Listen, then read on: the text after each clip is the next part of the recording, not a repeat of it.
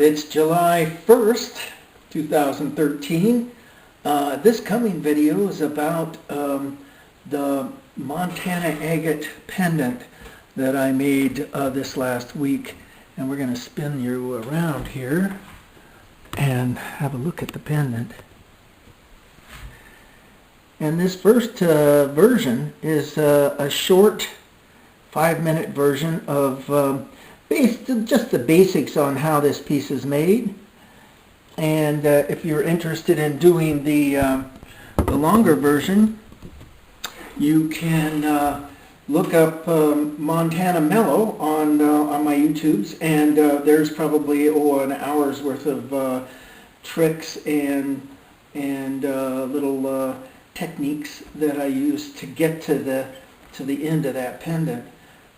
If you're a student or someone who is in the beginning stages of jewelry, those videos are going to make a lot of sense to you. So follow along. We're going to have some fun, and we'll see you at the end. Just pretty much bring everything up to temperature, and with silver and gold, things come up to temperature pretty quickly. Okay.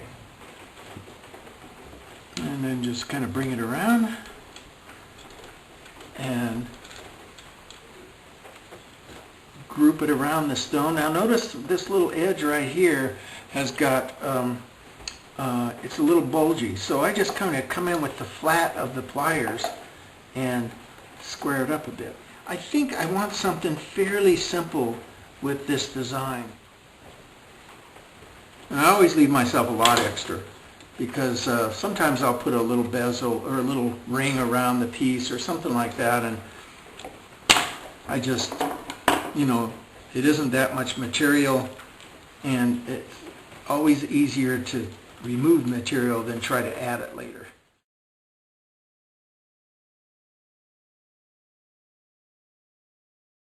We're going to come in, heat everything up, and I like to just drip a little piece of solder in the center, just so that it tells me when everything is coming to temperature. Now you can tell when things come to temperature by the color too. See how it's starting to turn darkish?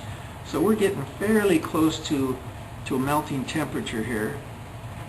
But again, I always kind of, now see how it's starting to turn white? That means we're really starting to get close. And there it starts to go. We'll bring in a little bit more solder and take it up against that edge. And then you can just kind of heat it and draw the solder all the way around. A little bit more here. There it goes. It might be a little bit to one side. There we go. And heating up both sides at the same time, because that's what'll get it. See, it didn't go. And sometimes you can, did you see what I did there? I just kind of flicked it over and it took. Are you getting this? So I'm taking my pliers and I'm pushing down. Getting this thing to go all the way down. Okay, now you can see that whole edge is pulled in nice and tight around, up close to the backing plate. At this point, basically, I've got a fairly rough edge there, so just coming in and cleaning that edge up. Okay, we got the basic bezel all laid out, filed. Now, I kind of like, at this point, I'm at the point where I get to decide what I want to do with this piece. And I could just come in and do a straight bail, straight up and down, and it would be a really great design, just like it is. But I don't know. I'm just not a straight bail sort of guy. So I always want to add some kind of little special thing to it. Let's go ahead and drop it back on the table and see what we can come up with. Well, that's not going to work. That's got a little bit of promise. I kind of like just throwing a little bit of design on the top of it. No, not that. Maybe the other way. Oh, just that simple little piece right there is not too bad. Kind of gives it a oriental look. Over being like it is, it just it submits to almost anything, any kind of pressure. Open up the mill till it reaches, so it's just about as big as the piece of metal that I'm going to roll, and then I can just roll it and then close it up a bit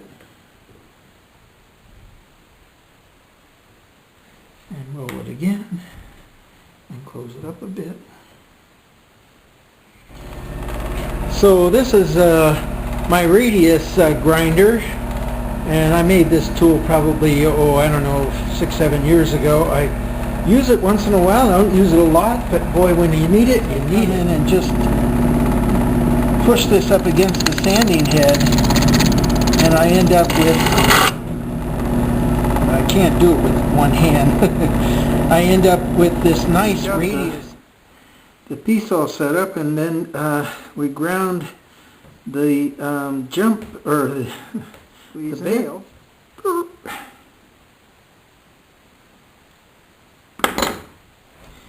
Yeah, that looks a lot. That looks pretty good. Now we'll go ahead and put some flux on the joints that we're going to weld. Those two there. And we'll know when it's time, because that first piece of solder is going to melt right into place and hold everything in place. And then I'll come in with the second piece. Oops. That's good. Yeah, I did it. And I'll come in with this and drop it on the bail. There it is. We're going to drop this baby in the acid. First we'll quench it, and then drop it in the acid, and it's going to sit for, a couple, 2 or 3 hours. It's 3 or 4 hours later. Let's take this little piece out of the acid. See what we got. Maybe just knocking off some edges a little bit.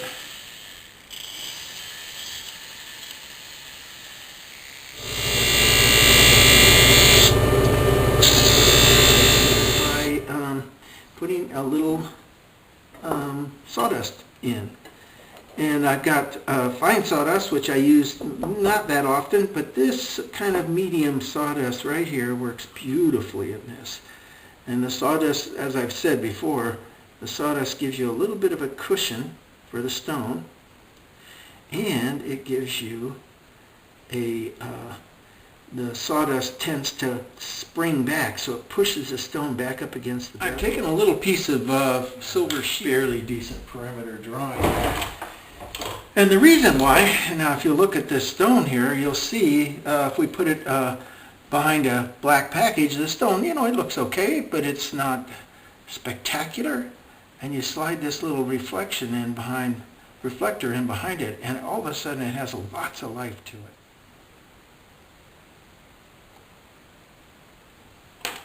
it. Yeah, I think that's going to be just fine. Now we put the stone in on top of that. So I got all 4 corners in. Well, this one looks like it needs to be a little bit more help. And I'm pushing pretty hard on that bezel, because we want it to really grip the stone.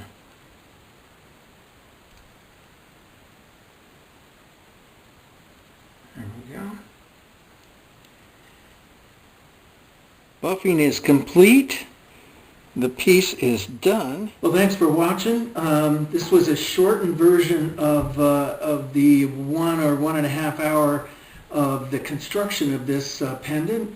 And if you're at all interested in the technical and little tricks that I did to reach this conclusion, you'll want to go and look up Montana Mellow on my YouTube under Nick Collier. And I got more YouTubes to come, so keep an eye out, and thank you very much for watching.